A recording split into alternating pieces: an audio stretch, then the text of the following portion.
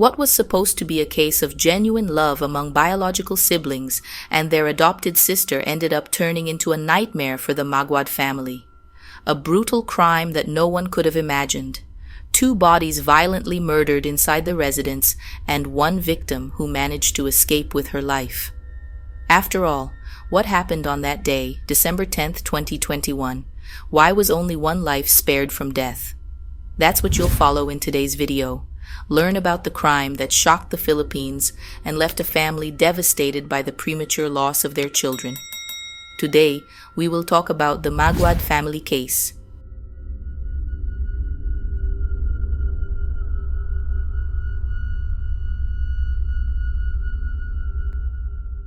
The Maguad family lived in Malang, Philippines. Father Cruz Maguad was a high school teacher, and Mother Lovella Maguad was a school director. They had a pair of biological children, 18-year-old Crizul Gwyn, an excellent student described as having a pure and kind heart, and 16-year-old Crizval Lewis, a boy. The Maguads were not wealthy, but they had good financial conditions and were enjoying a very happy moment in their lives, with their children grown and well settled in their studies. Gwyn was already attending college when she met a 17-year-old girl named Janice Sebial. Janice worked for a couple who were friends of Gwyn's parents. She confided in Gwyn, sharing that she was an orphan with no parents, growing up in foster homes. When her foster families no longer wanted her, she returned to the orphanage, and the cycle of suffering and rejection would begin anew.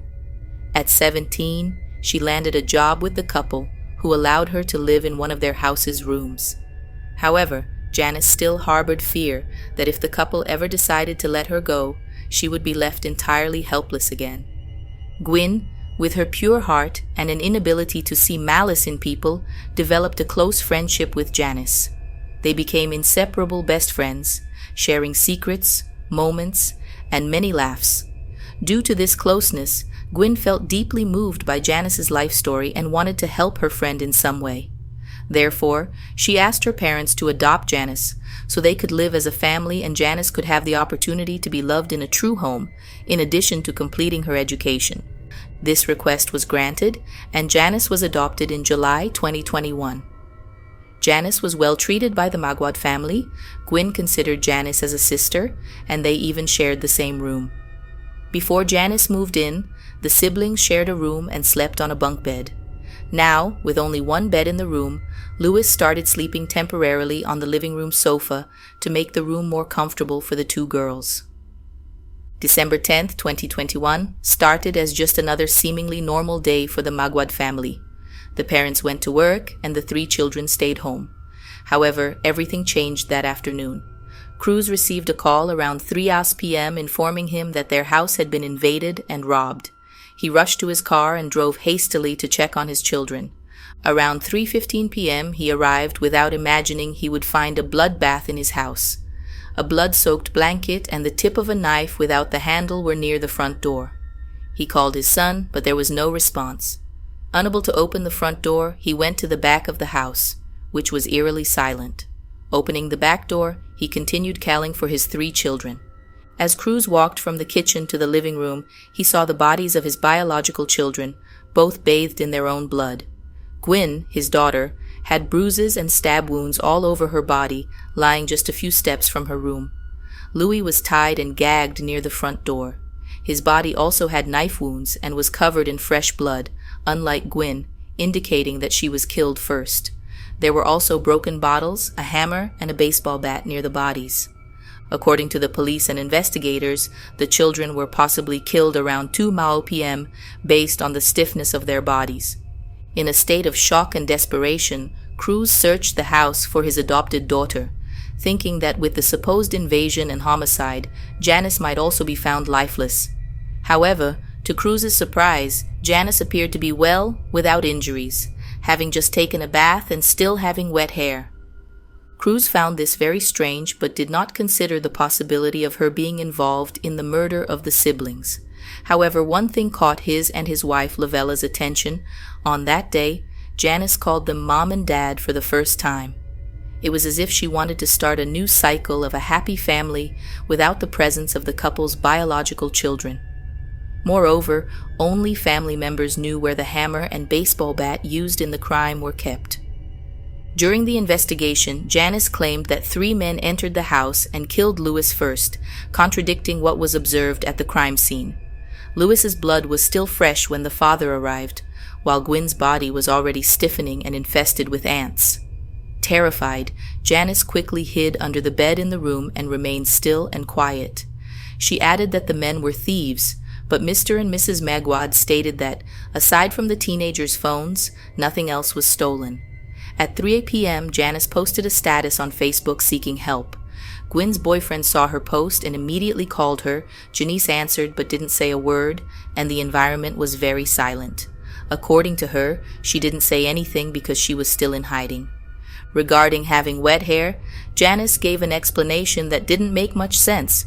According to her, after realizing that the intruders had left, she came out from under the bed and, feeling very nervous, decided to take a bath to calm down before calling the police or seeking help.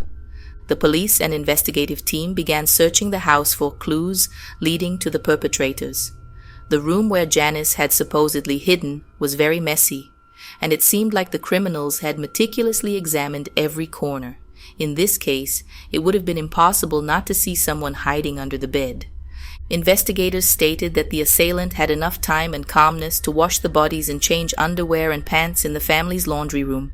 The entire procedure was done in the residence, including the invasion, execution, and the act of washing clothes to hide any evidence.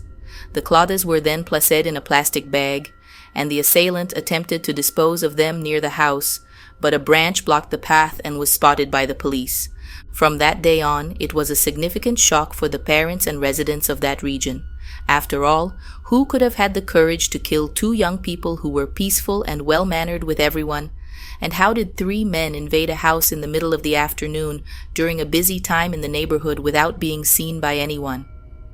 After the crime, Janice continued living her life as if nothing had happened to the family that welcomed her as a daughter. However, some people on the internet began to suspect that the teenager might have been involved in the murder of the siblings. The police also suspected her because in some statements she contradicted herself about what had happened on the day of the murders.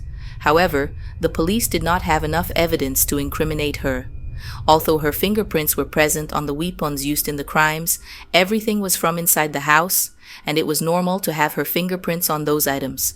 The media, local press, and the public began to question and investigate this horrendous crime. Some even threatened Janice, saying that she was the murderer of the siblings. Fearing being attacked in the street 6 days after the crime on December 16, 2021, she finally confessed to the crime. She did not confess out of remorse for killing the siblings, but out of fear for her own life. In her confession, now as a confessed murderer, she said that she did it out of anger and jealousy towards the Maguad siblings. Janice claimed she didn't act alone. She had the help of another teenager whose identity was not revealed. She had a romantic involvement with this young man, who was an altar boy in the church, and agreed to assist her in the crime. Both were arrested, and the young man also confessed his involvement. They were both tried in May 2022 and were convicted of double homicide, receiving a sentence ranging from a minimum of 10 to a maximum of 31 years in prison. Very shaken by the loss of his children, Mr. Maguad said, "She was jealous and insecure, so she was very angry with Gwyn. She wanted to take her place. I heard that's her personality. When she's angry with someone, she'll really bring that person down." To everyone's surprise, there is another twist in this story. Janice was not actually a poor orphan. The police discovered that her parents are alive and she has 3 siblings. However, she distanced herself from her family and told people that she was an orphan, probably to gain attention, sympathy, or trust. Because she was often compared to the fictional child from the movie The Orphan, Mr. Cruz mentioned in his statement that it was one of Janice's favorite films. She even invited him to watch the movie with her once, but he refused because he had already seen it before and didn't like it. In just 5 months, this family's life turned upside down. Once a cheerful home, with professionally fulfilled parents proud of their children, became complete solitude. This crime deeply affected the Philippines and other countries that learned about it because it involved an adopted child committing such brutality against biological siblings. As a result, the adoption rate plummeted that year. Perhaps other parents felt afraid to bring an adopted child into their homes and become potential victims in the future, just like the Maguad family. However, it is important to emphasize that this case was an anomaly.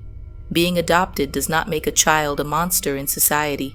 Character and values are instilled in a child from an early age, irrespective of whether they are biologically related or adopted. The Maguad family consisted of 4 kind-hearted individuals who welcomed Janice with open arms as a family member, without any distinction based on whether she shared their DNA or not. They gave her love and care, and the siblings even gave up important things to make her feel more comfortable and secure. Unfortunately, this family did not know who Janice truly was, and they could never have expected that they were opening the doors for true evil to enter their home. Now, this family has been completely destroyed and will never be able to be fully happy or trust anyone again. Leave your opinion on this case in the comments, subscribe to the channel to discover more stories like this, and don't forget to leave a like. See you in the next video.